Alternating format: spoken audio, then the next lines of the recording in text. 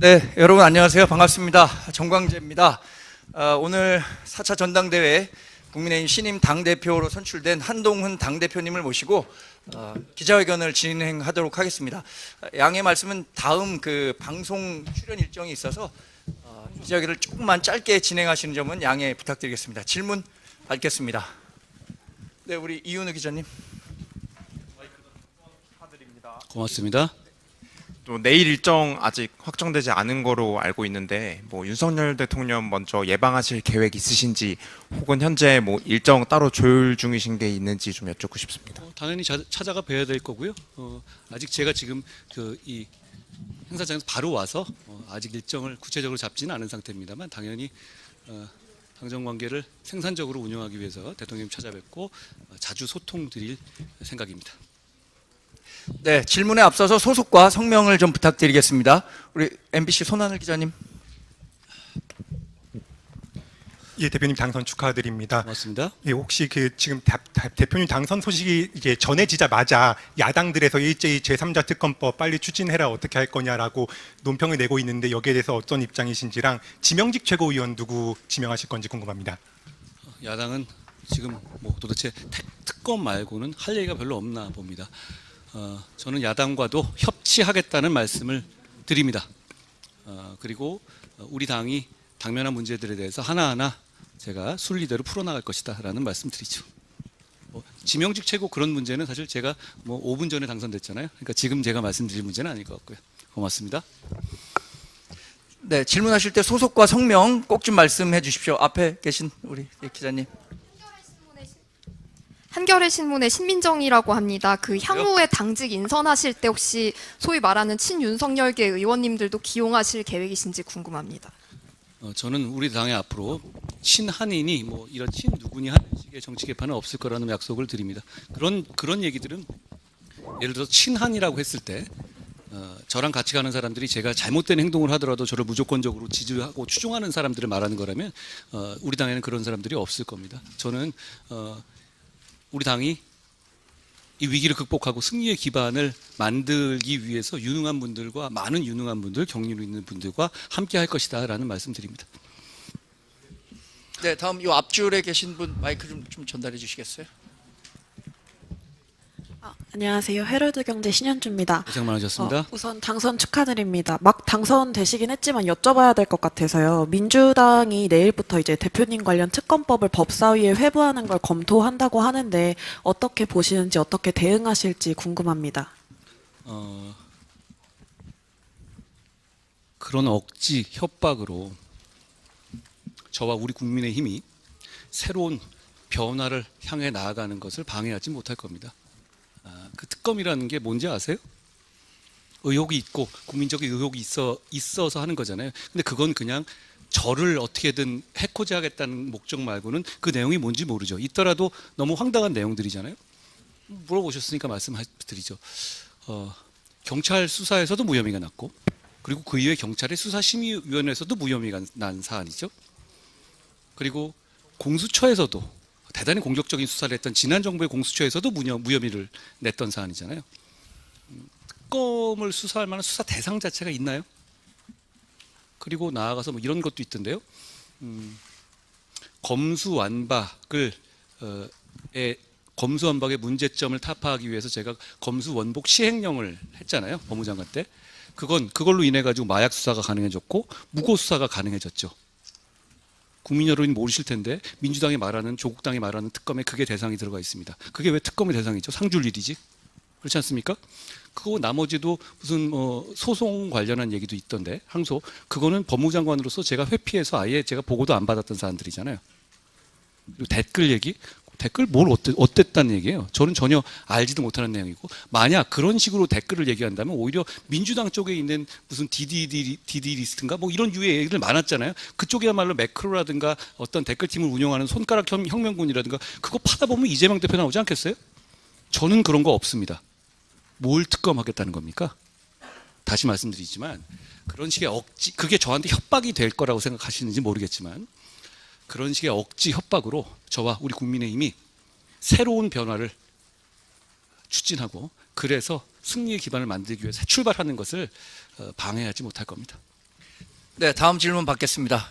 하얀 와이셔츠 입으신 기자님. 네, 안녕하세요. 한국경제 홍민성 기자입니다. 안녕하세요. 네, 대표님 당선 축하드리고요. 그 고맙습니다. 지금 전당대회 과정에서 박근혜 전 대통령 징역 30년 구형한 육성 영상, 뭐 댓글팀 의혹으로 인한 법무부 직원들의 명예훼손 등등해서 법적 대응을 이제 조치하시겠다고 했거나 예고하신 사안들이 있는데요. 전당대회 과정에서 불거진 이런 법적 대응 모든 거 다 취하하시는지 궁금합니다. 뭐 지금 제가 좀 말씀드릴 문제는 아닙니다만 그 뭐 가짜 페이크 영상 만들고 이런 것들이죠. 그걸 일률적으로 말씀드릴 수는 없습니다만 저는 많은 분들과 함께 갈 것이다라는 말씀을 우선 드립니다. 그걸 일률적으로 제가 지금 지금 당선된 마당에서 그 중에서 아주 좀 너무 과한 것들 있잖아요. 그 말씀하신 것 같은 경우는 없는 걸 만들어낸 거잖아요.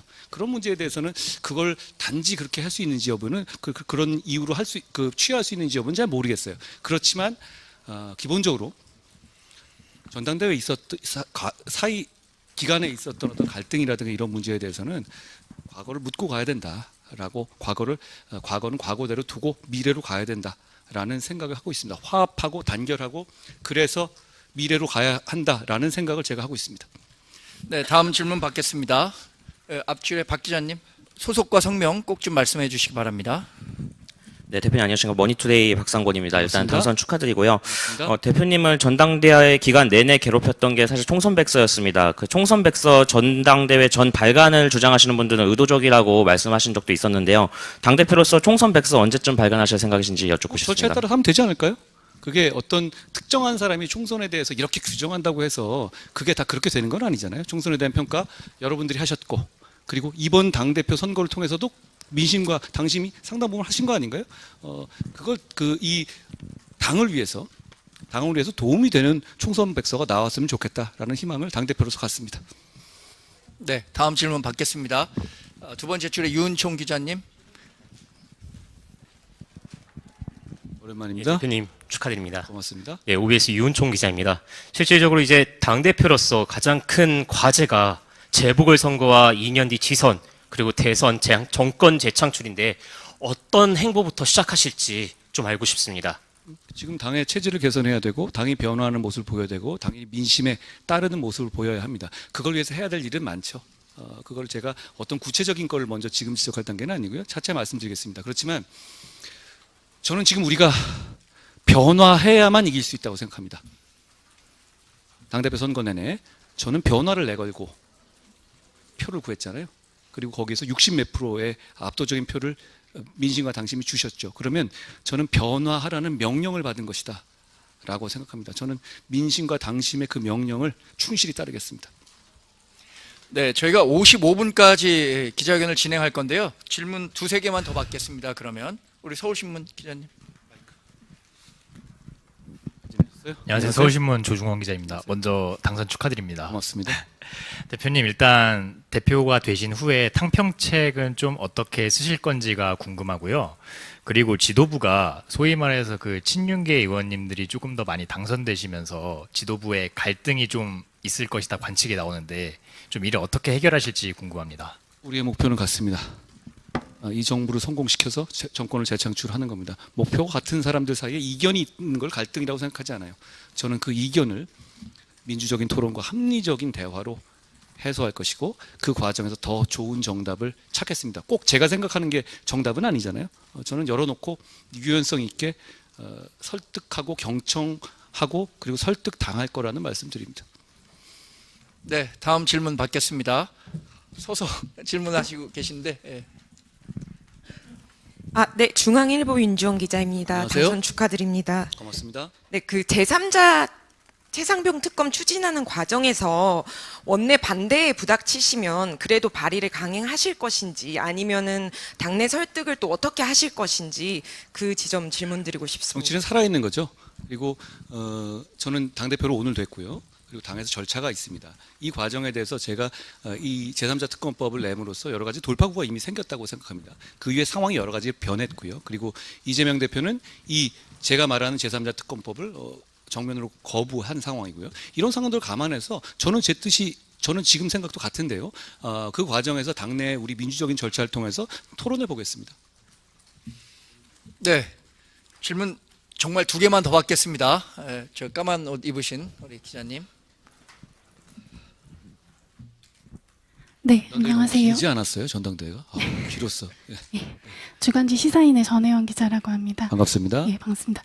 그 검찰이 김건희 여사를 제3의 장소에서 조사하고 이원석 총장한테 사후 보고해서 지금 논란이 되고 있는데요. 이번 조사 방식과 절차가 적절했다고 보시는지, 만약에 아니라면 어떤 추가적인 조치가 필요하다고 보시는지 궁금합니다. 그동안에 이 조사가 미뤄지던 것을 영부인께서 결단하셔서 직접 대면 조사가 이루어졌잖아요. 그러니까 검찰이 공정하고 신속하게 결론을 내야 한다고 생각합니다. 다만 검찰이 수사 방식을 정하는 데 있어서 더 국민의 눈높이를 고려했어야 한다고 저는 생각합니다. 네, 마지막 고맙습니다. 질문 받겠습니다. 마지막 질문 해주실 분은 저기 손 드신 하늘색 와이셔츠 입은 기자님. 대표님 당선 축하드립니다. 아시아투데이 고맙습니다. 박용훈 기자라고 합니다. 그 야당이 다수 의석을 이용해 각종 법안 처리를 시도하고 있고 여당은 다시 한번 필리버스터를 대비하고 있습니다. 그 더불어민주당 이재명 후보가 당대표로 유력한 상황에서 이 부분 좀 어떻게 이야기를 풀어갈 계획인지 여쭙고 싶습니다. 지금 여러분 집권 여당이 소수당이었을 때 꼭 좋은 정치를 못하지는 않았습니다. 좋은 정치를 하고 좋은 성과를 냈던 적도 있었죠. 결국 그건 집권 여당이 민심과 한편이 됐었을 때였습니다. 저는 그렇게 변화할 것이고 그렇게 변화해서 지금 저렇게 한마디로 막 나가고 있잖아요. 저런 부분들을 민심과 함께 제지하고 심판하고 평가받을 것이라는 말씀을 드립니다.